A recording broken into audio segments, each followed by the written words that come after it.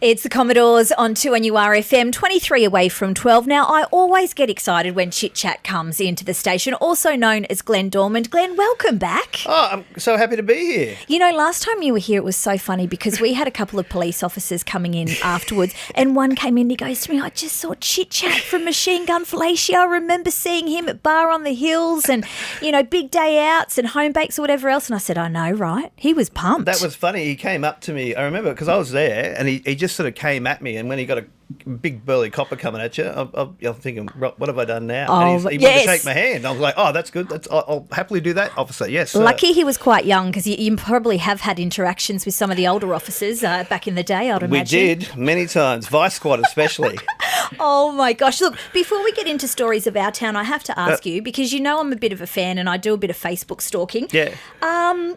Is there anyone you haven't met? I've been seeing, you know, Chrissy Hynde, photos of Chrissy Hynde Pretenders, of course, with the passing of Taylor Hawkins from Foo Fighters. You know, you've got photos of them, Dave Grohl, Lenny Kravitz, Martha Reeves. Martha Reeves from Martha Vandellas, yeah. Amazing day. Actually, Lionel Richie, who you just played, I had a wonderful talk. He told me some amazing stories, jaw-dropping stories. Really? Because I spent 12 years on TV interviewing artists, over 1,000 artists I talked to. Have you done Stevie Nicks? Yeah, Stevie, can I say? I'm going to say it, but I shouldn't. But she kind of hit on me, which was weird. I don't know why. It. Obviously, she's blind after all this time. You might have charmed her pants I kind of feel like she might do that to every interviewer. But we talked for about 45 minutes, and she was beautiful, right? Because I love her. You could just have that energy. You go, you know, the White Witch. Yeah. It's still there. Yeah. Oh, there you go. Well, it's so cool. You're just a wealth of knowledge, but not only with the music industry, but you've then ventured out, and you were the creator and the ideas man behind Stories of Our Town. We've featured you before, but just remind us how this came about. Well, a couple of years ago, I was thinking about going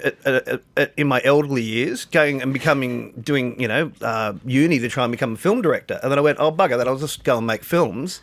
And from day one, all the films we've made about Newcastle, we're just about to put our 16th film in just over 2 years. Wow. Those films like Star Hotel Right, Fortress Newcastle, Lycett and Wallace have all been picked up by streaming services. So they're on Foxtel and SBS, and there's a lot of interest already in the one that's going to come out next week. If people haven't watched any of this series, where can they go? Because they're just brilliant. I mean, it's such rich history told by people that have lived it. Yeah, exactly right. So it's Stories of Our Town is our website, but also our Facebook page and also our YouTube station. So think about, hey, this is our town, but it's Stories of Our Town.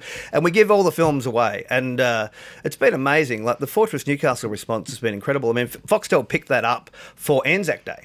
And so they started playing it, and I got a call from them the other day, and they said on the History Channel, every time they play it, it's the most watched show on that day. So, and that's great because these are Newcastle stories that we're telling, and they've become national news. They certainly have. And now the latest one, I thought it was the 17th film, but you said it might be the 16th. Well, 17th. I think there's one. It's a long story, but yeah, it technically, yes, 17th film. So Birrabarn and Threkeld? Yep. Tell us about this. This is a wild story. And we've actually been working on this for over 2 years. This is one of the first ones we started, but we needed to earn trust within the Aboriginal community. We had to get this story right. We had to get the right storyteller. So the premise of this is that this missionary comes here to convert the local people to the Word of God in like 1825, right? Yep. And he befriends this guy, Birrabarn, who's a bilingual, fully initiated Aboriginal man.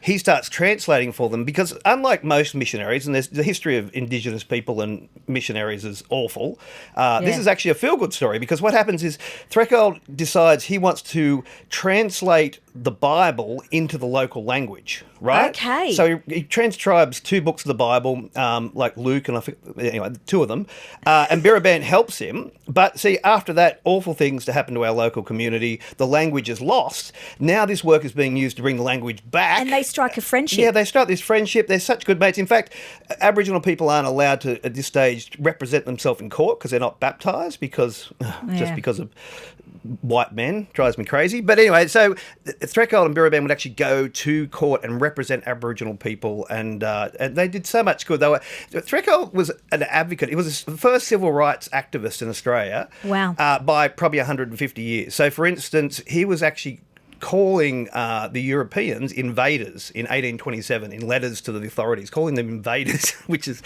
people get in trouble when they use that word now. Yeah, and he was doing it back then. Yeah. So it's just this amazing story. Everything about it. And people can access this as of Friday, but I believe there is a special screening happening on Sunday as well that was sold out, but possibly some more tickets. Well, what's happened, originally it was going to be at the Playhouse. All the tickets went in 4 hours for that, so they've moved into the main room of the Civic Theatre.